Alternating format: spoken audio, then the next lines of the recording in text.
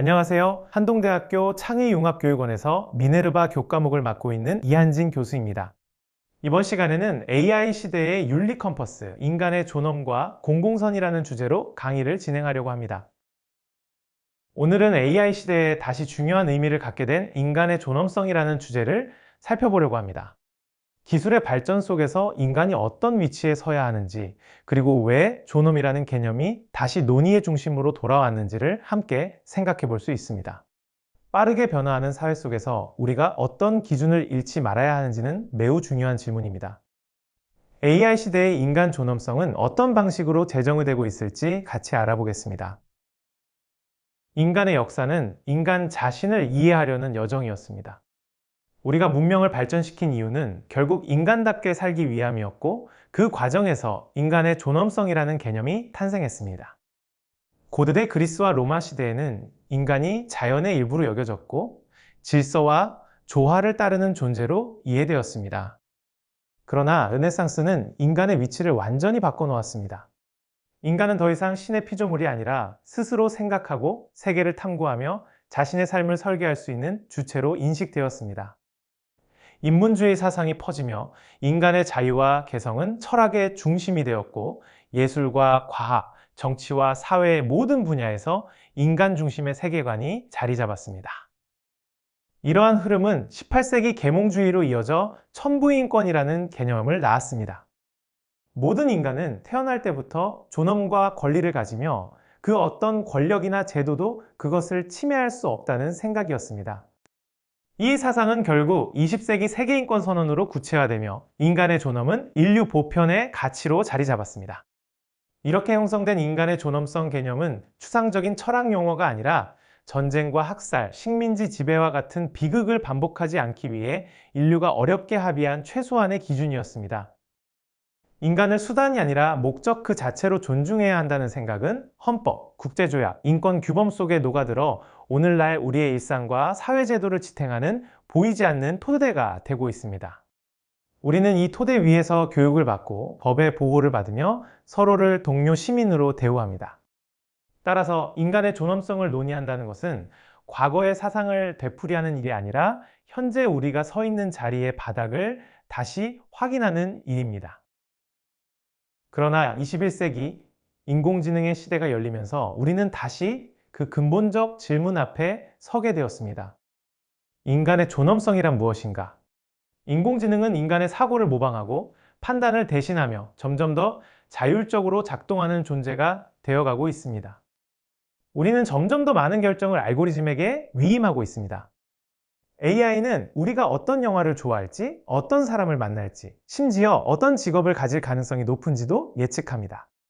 기술의 편리함 속에서 인간의 자유의지는 점점 좁아지고 인간의 삶은 데이터의 흐름에 의해 설명됩니다. AI는 인간의 판단을 보조하기 위한 수단이었지만 어느새 인간을 평가하고 분류하는 권한을 가지게 되었습니다. 일상을 살펴보겠습니다. 일상의 작은 선택들에서도 이 변화는 이미 시작되고 있습니다.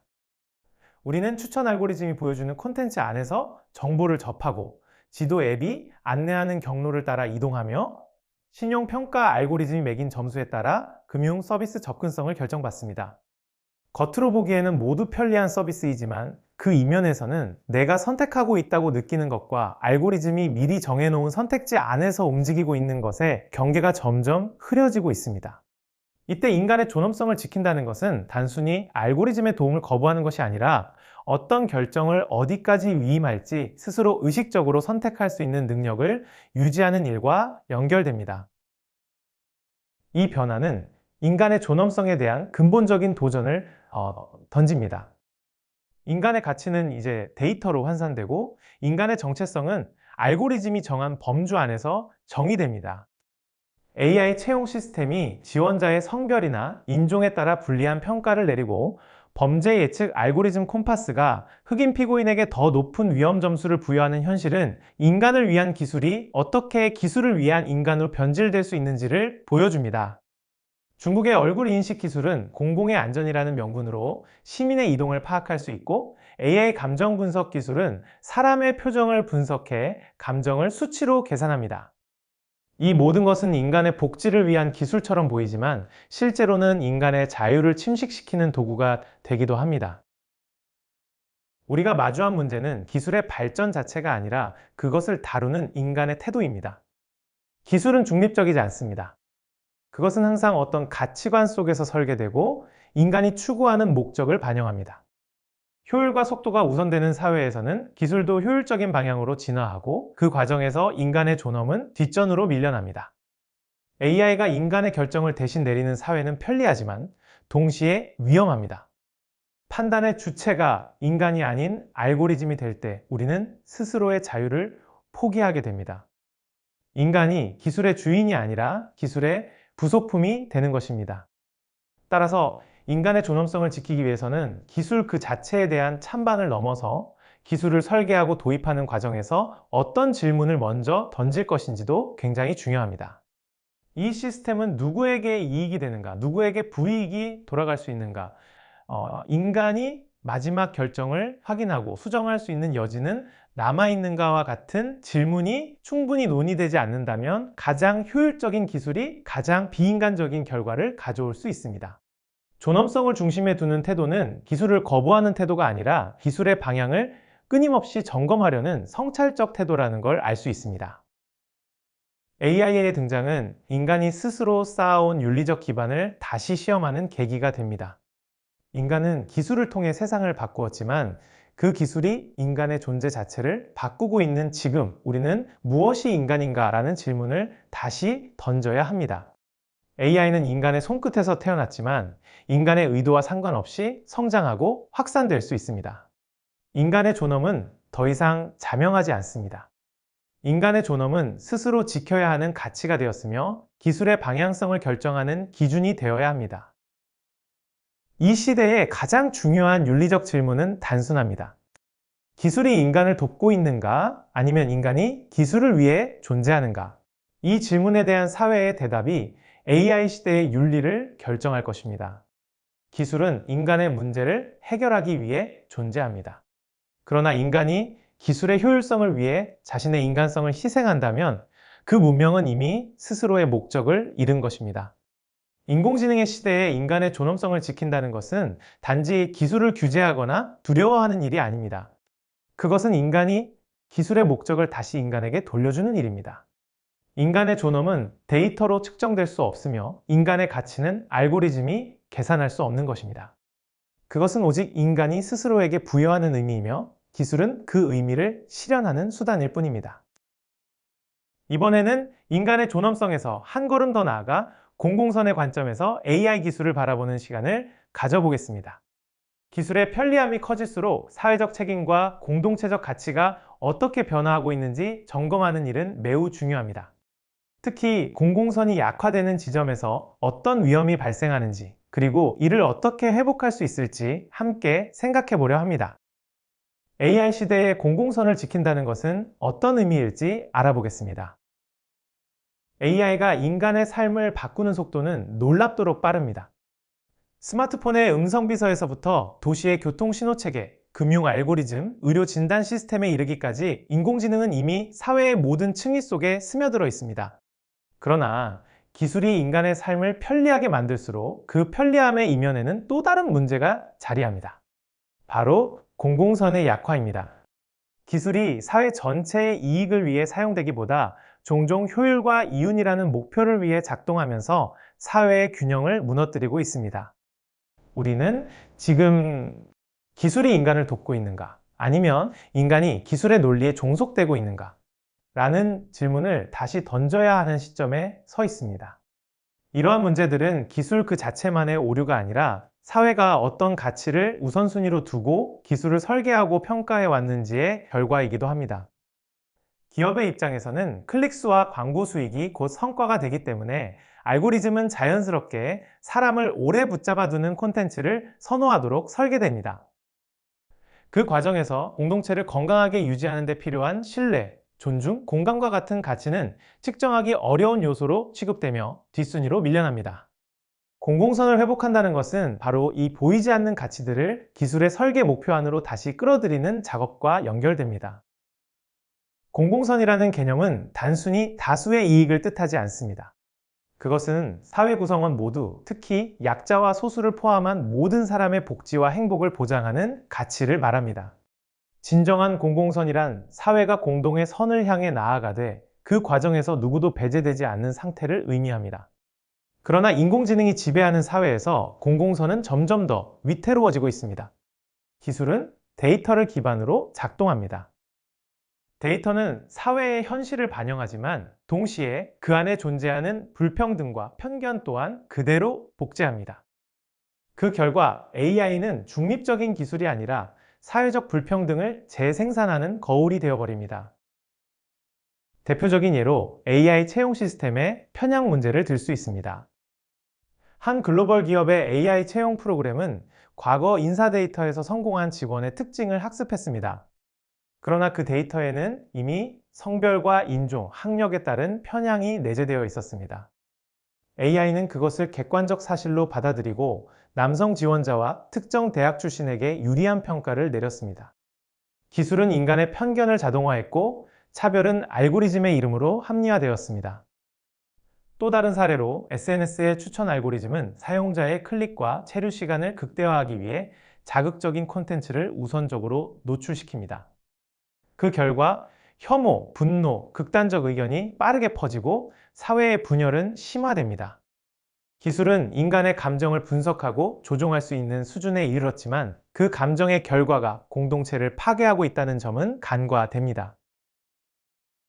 딥페이크 기술 역시 공공선의 위기를 드러내는 대표적인 예입니다. 원래는 영화나 예술 제작에 쓰이던 이 기술은 이제 허위 정보와 범죄에 악용되고 있습니다. 가짜뉴스 영상이 실제보다 더 설득력 있게 퍼지고 특정 인물의 이미지를 조작하여 명예를 훼손하거나 협박의 수단으로 쓰이는 일도 늘었습니다. 기술이 인간의 상상력을 뛰어넘을수록 그것을 악용하려는 시도 역시 정교해집니다. 이렇게 왜곡된 현실은 사회의 신뢰를 무너뜨리고 진실이라는 개념 자체를 흔들어 놓습니다. 공공선은 신뢰 위에 세워집니다. 그러나 AI 시대의 사회는 그 신뢰를 점점 더 잃어가고 있습니다. 그렇다면 우리는 어떻게 이 위기를 극복할 수 있을지 알아보겠습니다. 먼저 법과 제도의 개입이 필요합니다. AI가 사회적 영향을 미치는 만큼 그 기술의 설계와 사용에 대한 책임도 제도적으로 명확히 해야 합니다. 공정성과 투명성을 보장하는 법적 틀은 단순한 규제가 아닙니다. 그것은 인간이 기술의 방향을 스스로 통제하기 위한 장치이며 사회가 윤리적 기준을 세우는 과정입니다. 두 번째는 기술의 투명성과 설명 가능성입니다. AI의 판단 근거가 블랙박스처럼 감춰져 있다면 우리는 그 결정이 옳은지조차 알 수 없습니다. 기술의 권한이 커질수록 그 판단 과정은 더 명확히 공개되어야 합니다. 이는 사회의 신뢰를 회복하는 출발점입니다. 세 번째는 윤리적 교육과 감수성의 확산입니다.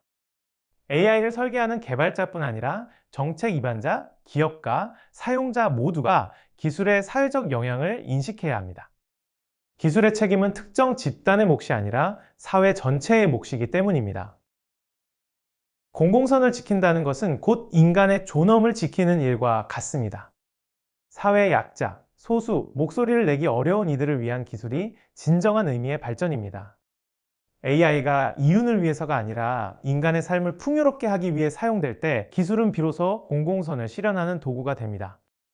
예를 들어 AI가 의료 진단에 활용되어 저소득층이나 의료 인프라가 부족한 지역에 신속한 진료 서비스를 제공한다면 그것은 기술이 공공선을 증진시키는 모범적인 사례가 될 수 있습니다. 반대로 AI가 금융 시스템을 조작하여 소수의 부를 늘리고 다수를 소외시키는 데 쓰인다면 그 사회는 기술적 성공에도 불구하고 윤리적으로 실패한 사회가 될 것입니다. 실제로 여러 국가와 도시에서는 공공선을 중심에 둔 AI 활용 사례들도 서서히 나타나고 있습니다. 예를 들어 재난 대응 시스템에서 AI를 활용해 홍수나 산불의 확산 경로를 예측하고 취약 지역 주민들에게 더 빠르게 경보를 전달하는 시도들이 이루어지고 있습니다. 또 교육 분야에서는 학습 격차가 큰 학생들을 조기에 발견해 맞춤형 학습 지원을 제공하는 데 AI를 활용하기도 합니다. 이처럼 기술이 사회적 약자에게 먼저 손을 내밀도록 설계될 때 AI는 단순한 혁신 도구를 넘어 공공선을 실천하는 사회적 인프라로 자리 잡을 수 있습니다. 공공선을 추구하는 AI 사회는 결국 인간 중심의 기술 문화를 만들어가는 과정입니다. 기술이 인간을 대체하는 것이 아니라 인간의 가능성을 확장하고 사회의 불평등을 완화하며 모두의 삶을 존중하는 방향으로 나아가야 합니다. 그러기 위해서는 기술의 목적에 대한 사회적 합의가 필요합니다. 기술은 중립적이지 않습니다. 그것은 누가, 무엇을 위해, 어떻게 사용하느냐에 따라 완전히 다른 결과를 만들어냅니다. AI 시대의 윤리란 기술의 속도가 아니라 기술의 방향을 결정하는 것입니다. 오늘날 우리는 다시 묻습니다. 기술은 과연 누구를 위해 존재하는가? AI가 사회의 효율을 높이고 경제를 성장시킨다고 해도 그것이 누군가의 존엄을 희생시킨 결과라면 그 발전은 진보라 부를 수 없습니다. 공공선이란 인간의 존엄을 사회적 차원에서 구현하는 것입니다. 모든 기술은 결국 인간의 가치를 증명하기 위한 수단이어야 합니다. AI 시대의 공공선은 데이터나 알고리즘이 아니라 인간의 의식과 선택 속에서 완성됩니다. 기술이 사회를 이끌어가는 시대일수록 우리는 인간의 윤리로 그것을 통제해야 합니다. 그때 비로소 AI는 사회의 균형을 깨트리는 존재가 아니라 모두를 위한 선의 도구로 남게 될 것입니다. 이제 오늘 다루었던 내용을 간단한 퀴즈 두 문제로 정리해 보겠습니다. 인간의 존엄성과 공공선이라는 큰 흐름 안에서 우리가 꼭 짚고 넘어가야 할 문장을 다시 확인하는 시간입니다. 첫 번째는 빈칸 채우기 문제입니다. 기술은 인간의 문제를 해결하기 위해 존재한다. 그러나 인간이 기술의 땡땡땡을 위해 자신의 인간성을 희생한다면 그 문명은 목적을 잃은 것이다. 한번 마음속으로 답을 떠올려 보길 바랍니다. 3초 드리겠습니다. 3, 2, 1. 정답은 효율성입니다. 그래서 전체 문장은 이렇게 정리할 수 있습니다. 기술은 인간의 문제를 해결하기 위해 존재한다. 그러나 인간이 기술의 효율성을 위해 자신의 인간성을 희생한다면 그 문명은 목적을 잃은 것이다. 이 문장은 오늘 강의 전체를 관통하는 핵심 경고라고 볼 수 있습니다. 효율이 나쁘다는 말이 아니라 효율만을 기준으로 삼을 때 인간이 도구로 취급되고 존엄과 공공선이 주변부로 밀려날 수 있다는 점을 짚어주는 문장입니다. 기술의 방향을 결정하는 나침반이 효율이 아니라 인간과 공공선이어야 한다는 메시지를 함께 기억해 두시면 좋겠습니다. 이제 두 번째 문제로 넘어가겠습니다. 이번에는 객관식 문제입니다. AI가 사회의 공공선을 위협하는 원인으로 가장 적절한 것은 무엇일까요? 보기는 다음과 같습니다. A. 인간의 감정적 판단. B. 데이터의 편향과 불평등 구조의 복제. C. 알고리즘의 속도 저하. D. 기술 인프라의 부족. 잠시 생각해 보시죠. 3초 드리겠습니다. 3, 2, 1. 정답은 B. 데이터의 편향과 불평등 구조의 복제입니다. 오늘 내용에서 보셨듯이 AI가 사회의 공공선을 위협하는 가장 큰 이유는 데이터에 스며있는 편향과 불평등이 알고리즘을 통해 그대로 복제되기 때문입니다.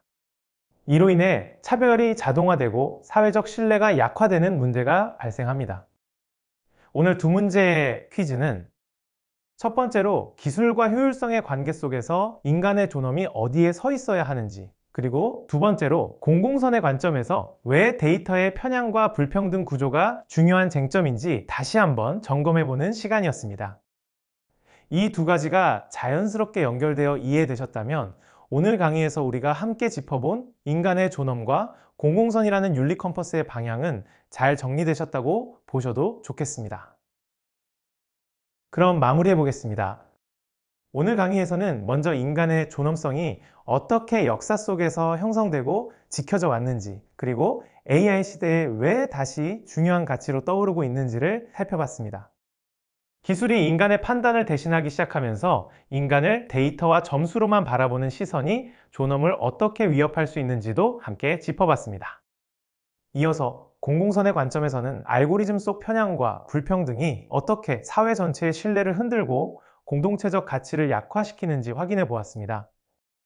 그래서 AI 시대의 윤리 컴퍼스는 기술의 속도보다 그 기술이 누구를 위한 것인가를 묻는 태도에서 시작된다는 점을 강조했습니다. 앞으로 여러분이 AI 기술을 접할 때도 편리함이나 효율성만 보는 대신 이 기술은 누구를 이롭게 하고 누구를 소외시키는가, 이 판단은 인간의 존엄과 공공선에 어떤 영향을 주는가를 함께 떠올려주면 좋겠습니다. 이런 질문을 잊지 않는 게 바로 기술을 책임있게 사용하는 첫걸음일 겁니다. 오늘도 끝까지 함께 해줘서 고맙습니다. 다음 시간에는 이 윤리적 기준을 실제 사례에 어떻게 적용할 수 있을지 이어서 이야기 나눠보겠습니다. 오늘 강의는 여기까지입니다. 함께 해주셔서 감사합니다. 우리는 지금 AI가 문학, 음악, 미디어 아트를 넘어 가상 공간까지 예술의 전 장르를 재편하는 변화의 중심에 서 있습니다. 이번 강의를 통해 기술이 예술의 경계를 어떻게 허물고 있는지 살펴보고 다음 3가지 핵심 화두를 함께 고민해 보고자 합니다. 첫째, 기술 능력의 확장. 둘째, 인간 고유의 감성. 셋째, 인간과 AI의 협업 가능성입니다. 가장 먼저 생각해 볼 질문은 과연 AI는 예술 창작의 주체가 될 수 있는가? 라는 점입니다. 오늘 우리는 AI와 문화예술이 만나는 거대한 패러다임의 변화 속에 서 있습니다. 글쓰기, 음악, 영화, 미디어 아트에 이르기까지 AI는 장르의 경계를 허물고 있습니다. 여기서 우리는 첫 번째 질문을 던져야 합니다. 과연 AI는 예술 창작의 주체가 될 수 있는가입니다. AI의 기술적 능력은 이미 경이로운 수준입니다. 수백만 개의 데이터를 학습해 패턴을 분석하고 우리의 지시에 따라 순식간에 정교한 결과물을 만들어냅니다. 하지만 이것이 진정한 창작일까요? 지금까지 예술가들은 자신의 인생 경험, 감정, 신념을 작품에 투영해 왔습니다. 한 화가가 10년을 고민해 완성한 유화 한 점에는 그의 영혼이 담겨 있습니다. 반면 AI는 입력된 명령어에 따라 확률적으로 결과물을 생성할 뿐입니다. 예술의 본질은 인간만이 느낄 수 있는 고독, 절망, 희열과 같은 깊은 감정에서 나옵니다. 고흐의 별이 빛나는 밤을 떠올려 보십시오. 그것은 단순히 밤하늘이 아닙니다. 정신병원에 입원했던 고흐가 느꼈던 절망과 그럼에도 자연에서 발견한 희망을 처절하게 표현한 것입니다. AI가 모사한 작품이 과연 이러한 영혼의 깊이를 담아낼 수 있을까요? 물론 AI가 예술을 위협하기만 하는 것은 아닙니다. 과거 사진기의 발명이 미술의 역할을 재정의했듯 AI 역시 예술가에게 새로운 영감의 원천이자 협업 도구가 될 수 있습니다. 예술가가 자신의 비전을 구체화하기 위해 AI를 도구로 사용한다면 그것은 가치 있는 창작 활동입니다. 핵심은 주체가 누구냐는 것입니다. AI는 도구이고 예술의 주체는 여전히 인간이어야 합니다. AI와 인간이 협력할 때 기술과 감정이 만나는 지점에서 새로운 예술의 가능성이 열릴 것입니다. 다음으로 크게 생각해 볼 부분은 바로 문화예술 교육에서 AI의 역할은 무엇인가라는 질문으로 함께 나누고자 합니다. 현재 전 세계 교육 현장에서는 AI를 통한 드라마틱한 변화가 일어나고 있습니다. 핵심은 개인화된 학습 경험과 교육 격차의 해소입니다. 전통적인 예술 교육은 모든 학생에게 같은 속도와 방식을 강요하는 한계가 있었습니다. 하지만 아이들마다 재능과 감수성은 모두 다릅니다. AI는 이러한 차이를 실시간으로 인식합니다. 예를 들어 AI 음악 플랫폼은 학생의 연주 실력을 즉시 분석해 수준에 맞는 악보를 추천하고 개선 포인트를 짚어줍니다. 미술 교육에서도 학생의 독특한 화풍을 분석해 맞춤형 피드백을 제공합니다. 이는 개별 학습자의 잠재력을 최대한 끌어낼 수 있는 혁명적인 기회입니다. 또한 AI는 교육의 민주화를 이끕니다. 과거에는 질 높은 예술 교육을 받으려면 경제적 여건이나 거주 지역이 중요했습니다. 하지만 이제 시골 마을의 학생도 AI 튜터를 통해 세계적인 수준의 음악 강의를 듣고 가상현실 속에서 루브르 박물관을 여행하며 거장들의 화법을 배울 수 있습니다.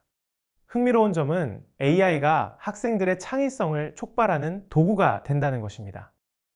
AI 음악 도구를 쓰면 머릿속 멜로디를 즉시 구현해 볼 수 있고 게임 요소가 결합된 AI 플랫폼은 학생들의 참여를 이끌어냅니다. AI가 기초적인 작업을 지원하면 학생들은 더 높은 차원의 예술적 사고에 집중하게 됩니다.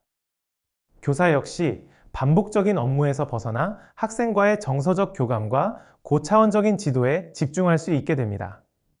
결국 AI는 교사를 대체하는 것이 아니라 교사의 역량을 강화하여 더 포용적이고 창의적인 미래 교육을 가능하게 할 것입니다. 마지막으로 가장 근본적인 질문입니다. AI 시대의 예술의 본질적 가치는 무엇이며 우리는 그것을 어떻게 지켜낼 것인가 입니다. 역설적이게도 AI가 발전할수록 인간만의 고유한 표현은 더욱 귀해질 것입니다. AI는 결국 학습된 데이터의 조합이지만 인간의 예술은 개인의 유일무이한 상처, 꿈, 영혼의 울림에서 나오기 때문입니다. 미래에 수백만 개의 AI 그림이 존재하더라도 한 예술가가 평생을 바쳐 그은 붓터치 한 번의 가치는 더욱 소중해질 것입니다. BTS의 음악이나 천경자의 그림이 주는 감동은 인간의 독창성과 진정성에서 비롯됩니다. 우리는 또한 문화적 정체성과 다양성을 보존해야 합니다. AI 기술은 글로벌하고 표준화되어 있지만 예술은 각 지역과 민족의 독특한 가치관을 담고 있습니다. 한국의 전통음악이나 아프리카의 민간미술 같은 소중한 유산들이 사라지지 않도록 AI를 활용해 이를 기록하고 새로운 세대에 전승하는 기술과 예술의 협력이 필요합니다. 현실적인 생태계 고민도 잊지 말아야 합니다. AI 작품의 범람으로 예술가들의 생계가 위협받고 있습니다. 저작권 보호, 창작 지원금, AI 활용에 대한 윤리적 기준 수립은 우리 사회가 해결해야 할 필수 과제입니다. 우리가 함께 진정한 예술에 투자하고 그 가치를 인정할 때만 창작 생태계는 지속될 수 있습니다.